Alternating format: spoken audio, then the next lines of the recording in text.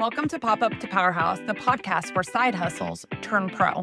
Here, we're pulling back the curtain on what it takes to build a standout, profitable brand in the event industry. From pricing with confidence to landing luxury clients, I'm sharing the wins, the setbacks, and everything in between, so you can turn your passion into a powerhouse business.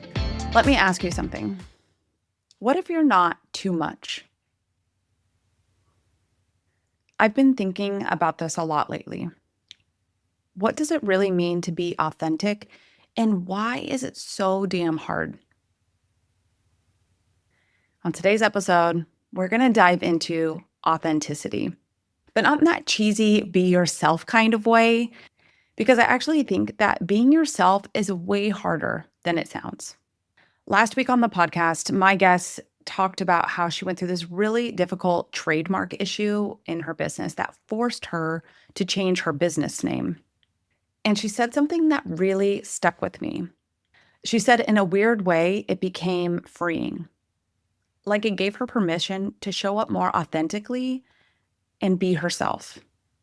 Almost like the slate had been cleared off for her, even though that was a slate that she created for herself in a way. And I understood exactly what she meant and how sometimes life cracks you open. Sometimes it's loss. Sometimes it's burnout. Sometimes it's becoming successful and then not even really fully feeling like yourself anymore. Sometimes it's starting a podcast. Or maybe it's just realizing that you're exhausted from constantly filtering yourself. And for me, between losing my dad and launching this podcast, I think I realized how much of my life I have spent editing myself.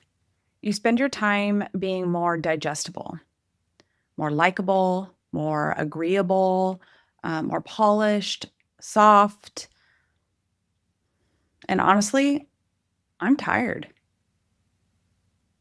I'm tired of overthinking every single sentence. I'm tired of wondering if I sounded too harsh or too direct. I'm tired of coming home from events and wondering or worrying, like, was I too much? And I'm tired of feeling like as women, we have to package ourselves in a way that makes everyone else comfortable. Because here's the thing. I've been called a lot for as long as I can remember. Too much, bossy, intense, opinionated, and direct. And I think so many women can relate to this because little boys get called leaders while little girls get called bossy. My entire life, I have been told to smile more. I'm known for having an RBF and that I'm too direct. I remember a hockey mom once told me that you get more with smiling. Now, I'm not one to walk around with a giant ass smile on my face all the time, but that doesn't make me unhappy. If I'm being completely honest, I'm probably just having a conversation with myself in my head, and I do think it's actually helped prolong me having to get Botox. We learned very early which parts of ourselves are acceptable and which parts need to be softened. Smile more, be nicer, don't intimidate people, don't be difficult, don't be emotional, don't be too loud, and don't take up too much space. And along the way, I think eventually some of us stop asking, who am I really? And we start asking, who do I need to be in order to be liked? And that's the shift. I don't even think most of us realize that we're doing it. I think we become really good at performing, even in business, actually, especially in business.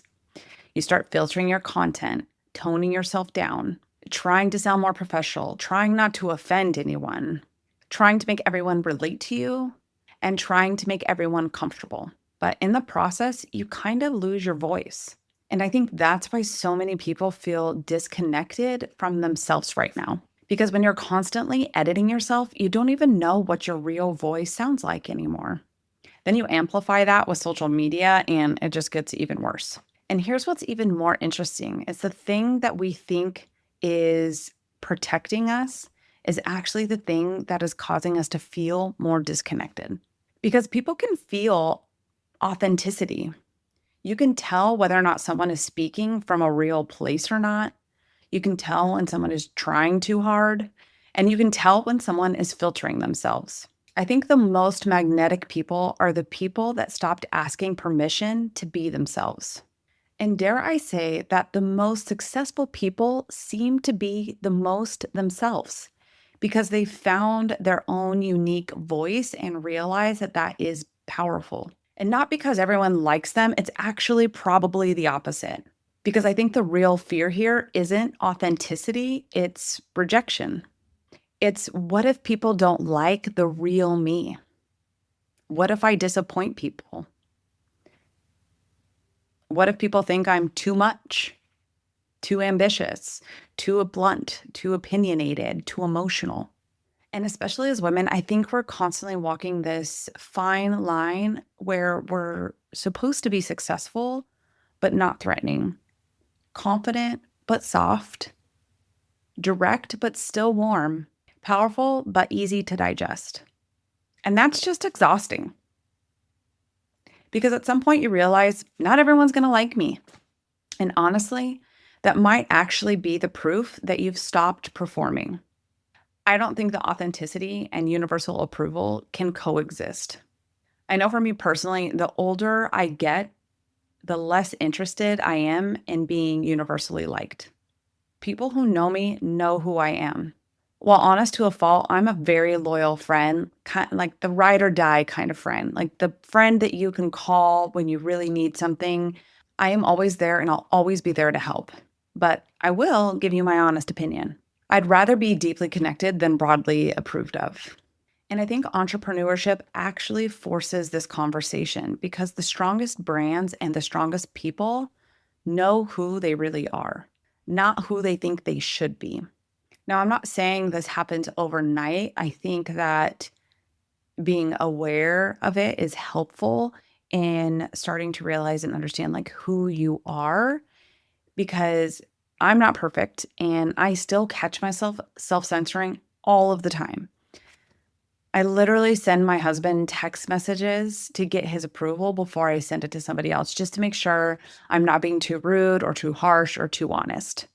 Even recording this episode, I thought, should I say that? What if people misunderstand me? What if this sounds too harsh? But I think growth sometimes is saying it anyways. Not louder, not harsher, just less edited. And then removing that internal feeling that you get of needing approval. Maybe authenticity isn't necessarily becoming louder, it's just becoming less edited. Quick timeout. If you've been nodding along during this episode, then you are the type of person that we love having in our community. The best way to stay connected is by joining our email list. It's where we get to share a little bit more of the behind-the-scenes magic, stories that I don't always get to share on the podcast, early access to special announcements, and ways to be part of the conversation with other listeners who care about the same things as you do. We'd love for you to be a part of it, so just head to thejamietaylor.com/email and drop your email in. No spam, just real connections and good stuff. And I think if you're listening to this and you're feeling disconnected from yourself or exhausted or frustrated or unseen, maybe ask yourself, where am I performing? What parts of myself am I shrinking? What opinions am I scared to say out loud? And who am I when I feel the safest? And what would I create if I wasn't so afraid of judgment? Because I really believe that people who are meant for you can't find you if you keep hiding. And that doesn't mean oversharing or posting about everything that pops into your head, because I do think that boundaries matter. But I do think there's freedom in finally deciding I'm not going to abandon myself to make other people feel comfortable anymore. I'm not here today to throw statistics at you or to tell you, do this to be more authentic. More, I want to ask, where in your life have you not been showing up as you? Is this with friends or is it in business? And then ask yourself why. What are you afraid of? If you're worried that they won't like you, did they even like you anyway? And maybe the goal isn't becoming someone new. Maybe it's finally giving yourself permission to be who you really were before the world told you who you needed to be. And honestly, maybe you were never too much. Maybe you were just surrounded by people who benefited from you being smaller. Thank you so much for tuning in to this week's episode of Pop Up to Powerhouse. If that one really resonated with you and you loved this episode, I would love it if you would follow our podcast and write a review. It really helps spread the word and get other people to discover this podcast. And also, if you know anybody who needs to hear this message, I would love it if you would share it with them. See you next week. Now, a quick ask. I want to keep bringing you these free educational podcasts so that you can build the event business that you want. You can make that possible by simply sharing this episode with your friend, following us on your favorite platform, and leaving us a review.